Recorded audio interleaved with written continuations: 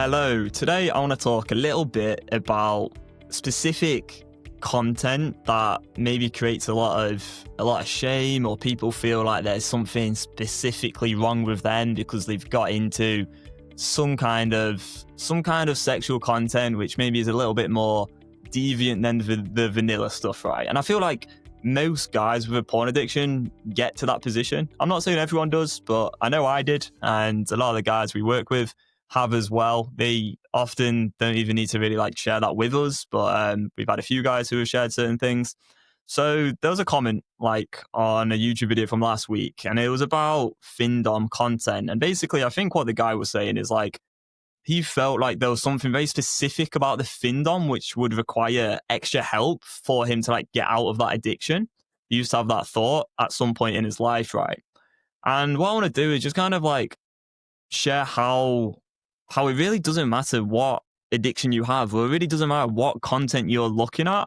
What matters is just how to stop and be in control of all your behaviors, because all the thought patterns are actually going to be very, very similar. So it doesn't really matter whether it's Findom or a different kind of sexual content or a different behavior altogether. So Mary, do you want to just kind of share your perspective on this? And I'll probably ask you a few more questions, because it's really been your insights and education on all of this which has completely transformed my mindset and helped me realize that, all that time when I was looking at certain content, there wasn't actually anything really wrong with me. I just didn't have the right education and tools to deal with the problem that I had in the past. Yeah, well, again, it's tolerance, right? With every addiction, you build a tolerance. Um, I had this guy down south, and young guy, and he was just he said, "Mary, you don't know how bad the stuff I look at is so bad." He was saying, and you could just see it, you could just hear it in his voice, just how he felt so horrible about himself, and I was like, you got to understand that, I mean, you'd look at the person that is 500 pounds and you go, oh my God, this is so bad. They'd be like, oh, there's something wrong with me. This is so bad. When you build a tolerance with addiction, you just want more and more and more. And with pornography, there's only so much time in a day, right? You can do so much. I mean, we've talked to guys that say, I'm doing it all day, every day. It's all I think about, right?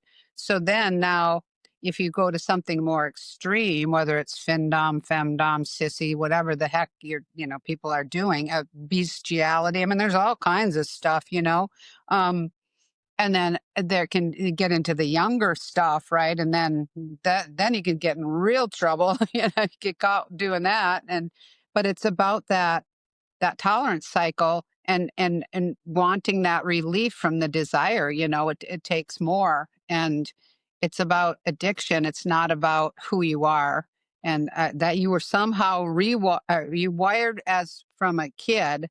Here you are, 10 years old, right? Something so wrong with you that you're going to go and let someone use you as a footstool and give them thousands of dollars as they degrade you. you know it's like, no, there's no 10-year-old that is wired for something like that. You know what I mean? It's just it's not their fault. It's that tolerance cycle of addiction, which happens most of the time with any addiction, not just pornography. So, Yeah, yeah. absolutely. And I think when you're struggling, looking at certain content, you can just feel so much shame and feel like, oh my God, why am I looking at this stuff? And it can really hit hard, because there's few people that you probably feel willing to kind of open up about this stuff about, you wouldn't really want to share it with people necessarily, and can just, completely skew your perspective on sexuality and things, until you realize that actually the content isn't really the problem. It's the thought patterns, going into the thought patterns and seeing what's leading to you getting out of control. Because it's a bit like, once you're out of control and the addictive part of the mind's, sort of taking over, and it's pulling you around and it's Yeah. trying to get you to relapse. It's at that point, the addictive part of the mind's going to keep on trying to get you to watch more and more and more and more.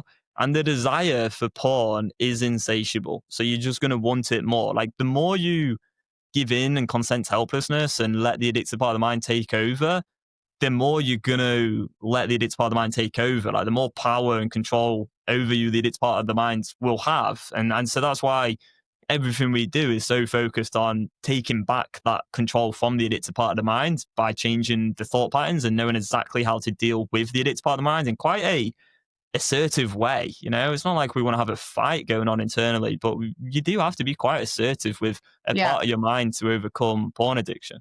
Yeah.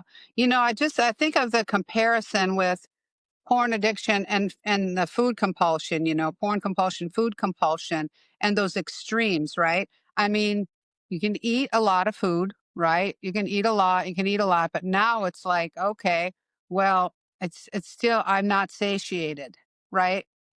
Because addictive desire is insatiable. That's what it is. So like the guy I had who would um, he would suck the jelly out of the jelly donuts and then re-inject them with whipped cream. It's kind of now it's become this thing, just to make this eating thing, which is still eating, just more extreme and like whatever. But then, and then I think a really good example of it, no, I don't want to say degenerating, but deteriorating. Um, is bulimia, right? So now you're going to eat and you're going to eat and you're just not satiated because you just want to keep eating. But oh my God, you're so full and you're gaining so much weight. Now you're going to purge, right? And how extreme is that? And like now, then you go to anorexia. Now it's like, oh my God. So I'm not even going to go near it. So now this extreme of you're like bone thin, your organs are failing. Now there's really something wrong with you. Now you're diagnosed with eating disorders, even though the original eating disorder was just the food compulsion, right? That became more extreme into bulimia and more extreme into anorexia. And now you're diagnosed with an eating disorder. And they send these people to psychiatrists. These people are a fucking mess in the world of, the medical community. It's like they're hopeless or helpless. They put them on lots and lots of medications. It's the same thing. But, with pornography, that you can't become bulimic or anorexic. I mean, you can like try to avoid everything so much that you just feeling totally helpless. But it's the same pattern. It's the same tolerance cycle of addiction. So for anyone to think that, it's got to be specialized because it's Findom or whatever, it's the same thing. It stems from the same addicted neural pathways. Do you know what I'm saying? Yeah, yeah. Do you want Yeah. to explain that a little bit more? And I think that was the thing for me, which really, really helped alleviate some of the feelings of shame for me personally, is like watching the way you explained the solution without actually using the word porn. Like in phase 1 to phase 3, you don't talk about porn, Yeah. like of the method. You talk about all Yeah. these different compulsions. Yeah. You talk about nicotine, you talk about food, you talk about, eating disorders and so on, and many other ones as well, like gambling and other things. And because the solution that you created with Beyond Compulsion is so not about porn, it kind of helped me see that the whole problem that I had wasn't really to do with my sexuality and instead was just to do with compulsive desire and an inability to stop myself and think rationally. Yeah. Well, it's like thinking that compulsive eating has to do with hunger. It has nothing to do with hunger. And, to the point that they're like replumbing people's stomachs, because so that they're less hungry because their stomach is smaller. Has nothing to do with it. Nicotine addiction has nothing to do with your lungs. You know what I mean? It's like it's not what it's about. So that's good that you were able to see that correlation, that and that I teach the phases all inclusive as any addiction, because I think that really alleviates any shame that could have developed early on in life around these desires, to see that everybody's susceptible. Addiction is addiction. And when you get the pathways wired that way, then you do build a tolerance and you're just going to want more because it is insatiable, whether pick your addiction, whatever it is. It's the same process to rewire as it would be, porn for or food or whatever it is. Do you want to Yeah. like explain a little bit more, maybe the thought patterns that someone might have if they are struggling with food in particular, and any similarities that someone may have if they're struggling with a specific content that they feel shame around? Like, what do you mean? Like thought patterns, like, oh, So, like, like just the something's kind of wrong with me. Like there's got to be something wrong with me that I want to do this. That I mean, just other than that, there's basic junkie thinking that they're going to convince themselves to keep engaging.